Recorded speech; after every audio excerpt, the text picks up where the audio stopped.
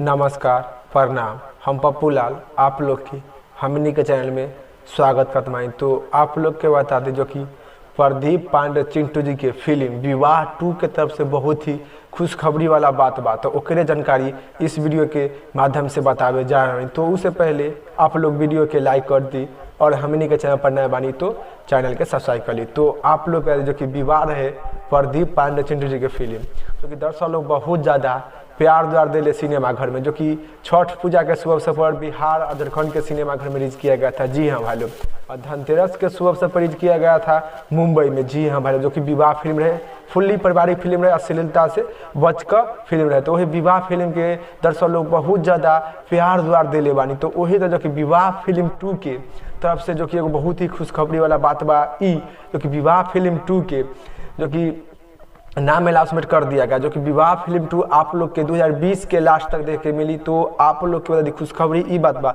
जो कि विवाह फिल्म के जो कि हीरोइनी कौन सा रही ओकर जो कि चुने खातिर आप लोग पर छोड़ दिले बानी, जो कि आप लोग फोटो स्क्रीन पर देख सकते बानी, जो कि प्रदीप पांडे चिंटू जो कि विवाह फिल्म 2 में जो कि सबसे सुपर डुपर हिट जोड़ी कौन लगी है। तो ओकर जो कि आप लोग के नाम बता दीजिए, आप लोग फोटो स्क्रीन पर देखी सकत बानी।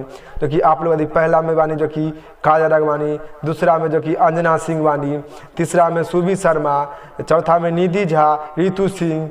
जी हाँ भाई लोग, तो आप लोग कमेंट करके बताइए जो कि विवाह फिल्म में सबसे सुपर डुपर हिट जोड़ी जो कि कौन हीरोइनी के साथ जो कि प्रदीप पांडे चिंटू जी के लगे, आप लोग कमेंट करके बता सकत बानी। तो 2020 के लास्ट तक आप लोग के विवाह फिल्म 2 देखे के मिली सिनेमा घर में। जी हाँ भाई लोग, जो कि पहला में बानी जो कि काजल बानी, दूसरा में बानी जो कि अंजना सिंह, तीसरा में बानी जो कि सुबी शर्मा, और जो कि चौथा में बानी निधि झा, और पांचवा में रितु सिंह बानी। जी हाँ भाई लोग, और अक्षा सिंह की बानी। तो अक्षा सिंह जी की में फोटो न बा, जो कि आप लोग फोटो स्क्रीन पर देख ले बानी। तो आप लोग के कमेंट करके बतलावे के बाद जो कि विवाह फिल्म में प्रदीप पांडे चिंटू जी के साथ कौन हीरोइनी के जोड़ी लगी है। जी हाँ भाई लोग, ये आप लोग के ऊपर डिपेंड बा, आप लोग के काम बा, आप लोग कमेंट करके बतलाई। तो आप लोग के विवाह फिल्म 2 2020 के लास्ट तक देखे के मिली। तो आप लोग के विवाह फिल्म के आप लोग इतना ज़्यादा प्यार द्वार दिले बानी, जो कि विवाह फिल्म 2 भाग भी आप लोग के देखे के मिली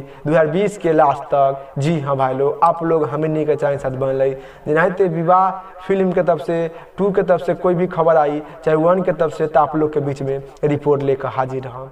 उम्मीद बा ये खबर पसंद आ गई बा।